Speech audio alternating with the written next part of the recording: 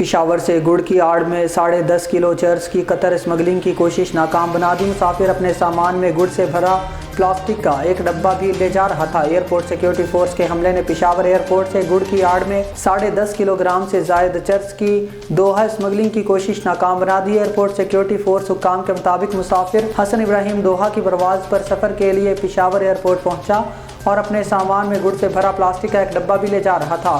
ترجمان A S F کے مطابق تلاشی کے دوران اے ایس ایف کے ماہر عملے نے پلاسٹک کے ڈبے کو مشکوک قرار دیا۔ ڈبے کی تفصیلی تلاشی کے دوران گڑ میں چھپائی گئی 10.60 کلو گرام چرس برآمد کر لی۔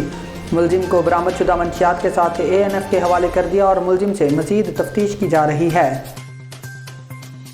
جنوبی کوریا کے موان ہوائی اڈے پر مسافر طیارہ گر کر تباہ، 85 افراد ہلاک۔ وزیر اعظم محمد شہباز شریف کا جنوبی کوریا میں طیارہ حادثے پر اظہار افسوس۔ وزیر اعظم کا طیارہ حادثے میں قیمتی جانوں کے ضیاع پر گہرے دکھ اور افسوس کا اظہار۔ وزیر اعظم نے کہا کہ غم کی اس گھڑی میں ہماری ہمدردیاں اور دعائیں متاثرہ خاندانوں، کوریا کی حکومت اور عوام کے ساتھ ہیں۔ عمران خان ملنا چاہیں گے تو ہم سوچ سمجھ کر فیصلہ کریں گے۔ مولانا فضل الرحمان بانی پی ٹی آئی کی جانب سے ملاقات کے لیے کوئی باضابطہ پیغام نہیں ملا۔ جے یو آئی فے کے سربراہ مولانا فضل الرحمان نے کہا کہ اگر عمران خان ہم سے ملنا چاہیں گے تو اس حوالے سے ہم سوچ سمجھ کر فیصلہ کریں گے۔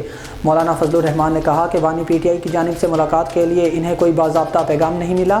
اگر عمران خان ملنا چاہیں گے تو ہم سوچ سمجھ کر فیصلہ کریں گے۔ جے یو آئی سربراہ نے کہا کہ گلہ ہے کہ عام انتخابات میں ہمیں لیول پلینگ فیلڈ نہیں دی گئی۔ انتخابات میں کچھ لوگ استعمال ہو گئے مگر جے یو آئی نے استعمال ہونے سے انکار کیا۔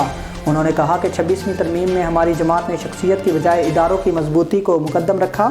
مدارس کی رجسٹریشن طے شدہ معاملات کو خام خواہ چھیڑا گیا۔ مولانا فضل الرحمان نے کہا کہ خیبر پختونخوا میں حکومت کی کہیں رٹ نظر نہیں آ رہی۔ ڈی آئی خان بنو اور ٹانک عملاً دہشت گردوں کے حوالے ہیں، جبکہ ٹانک سے عدالتیں اور سرکاری دفاتر بھی ڈی آئی خان منتقل ہو چکے ہیں۔